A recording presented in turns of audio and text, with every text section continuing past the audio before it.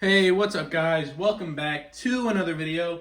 Today, I just want to talk about villain vehicles in LEGO Ninjago, or more specifically, the complete lack of them pretty much. They're not completely gone, but wow, there should be more, right?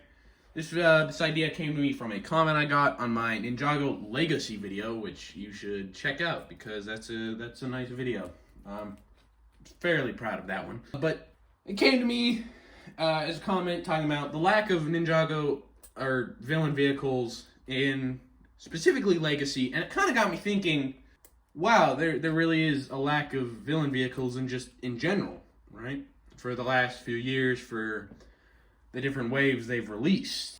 And this is not like some original idea, obviously. I think plenty of people have either had this thought or even made videos about it.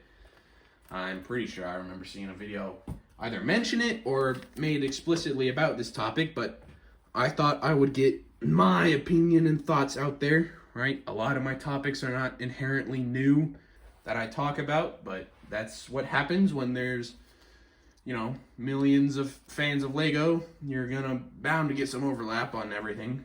But either way, this is sort of a follow-up to that Legacy video in a way, just because I did not mention this in that video. Now, obviously, the thing with Ninjago is the ninja are, the main characters. So they get the focus in sets. They get the vehicles, the dragons, the set locations, everything. Right? They get the most figures. They get the new suits. And that's perfectly okay. I like the ninja. I like getting their vehicles. I'm not complaining. However, in years past, they definitely were a lot better at balancing it out, at including villain vehicles to go against them, right? The pilots, those had all the skeleton vehicles. There was like 4 of them released, plus Garmadon's lair, right? So a location, a base, and 4 entire vehicles. I've got one of them right there on my dresser. The bike. Season 1 had all the Fangpire stuff. There's again like 4 or 5 different vehicles released for that.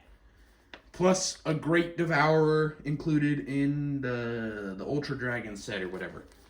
There was villain stuff. Season 2, again, small wave as it was, there was only like 5 sets in it, came with 2 villain vehicles of those like 5 sets.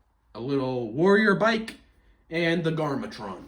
Season 3, 4, 5, 6, 7, all the same. Especially Season 6 with a ton of Sky Pirate vehicles as well. Season 3 with a couple of, cyborg vehicles. Season 4 with a couple of Anaconda vehicles. 5 with some ghost vehicles.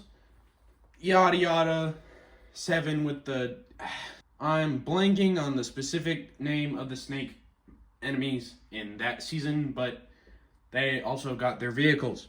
And then, slight decline, I think, in Season 8 and 9. Still a couple of villain vehicles, either standalone or included as a versus thing. And then, after that, just off a cliff. They're just far less prevalent now. Ninjago Legacy got like nothing. Not a thing. Like no villain remakes here. Not even some like original new sets, right? Like as that comment suggested on my Legacy video, a Black Bounty, right? Sure, not a major thing. Maybe was around for 6, 7 episodes, but like, why not do it? This is celebrating 10 years. That's something that has not been done yet. Do it. Make a unique bounty with some cool villain figures included in that. But no, nothing of the sort there. So it's kind of just like sad.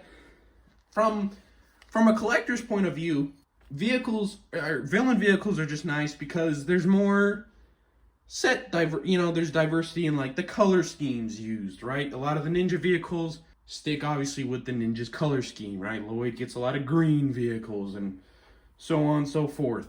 So, you get different colors with the villain vehicles. You get different kind of builds, You don't get a skull motorbike with the heroes. You don't get a green snake mech with the heroes. It's different. It's unique. It adds a bit of diversity. And for kids, which is also important. These are children's sets, 99% of them. It makes it more fun, I think, remembering my days with playing with Legos. It's more fun when you can evenly match them together. Nowadays, mostly, you get maybe one or two villain vehicles. A lot of times they're small, right? The Wolfmech Warrior, or like the Imperium Hound a couple years ago.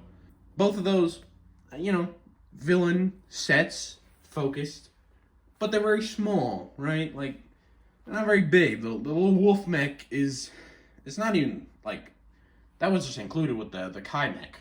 And it's a lot tinier because most of the focus went to the Kai mech, obviously. So it's kind of uneven still. It's not like he also got, the Wolf mech didn't get another $20 mech slot of its own. So it's a bit of a shame, right? You want them to be versing each other, have armies clash, go against each other. Instead, usually you get a villain figure, maybe a small little tiny vehicle build or something, or weapon build, and then you have that go against a ginormous mech or a big vehicle or something, or a dragon. And it's just kind of an unfair fight, from a children's point of view. I think. I guess you can get creative with it and just make something up, but it's a little sad, it'd be a little cool to get some actual proper villain vehicles again to properly go against them. And now also, most of the days, most villain stuff seems relegated to location, right? Like crystallized. I think back to that. The one villain thing was the Crystal King lair or something. And that was it. Everything else was vehicles for the ninja. Or last year, the Wolf Dojo, another villain set. That was pretty much all the villain representation. Other than maybe that released, I think maybe alongside the Wolfmech Warrior. Or Wolfmech. And, the dojo's cool, but that's pretty pricey. And even the Crystal King thing was like $80. Like, it wasn't like cheap necessarily. More affordable, yes, but not cheap. So, some cheaper vehicles, in the $30, $40, $50 range would be nice.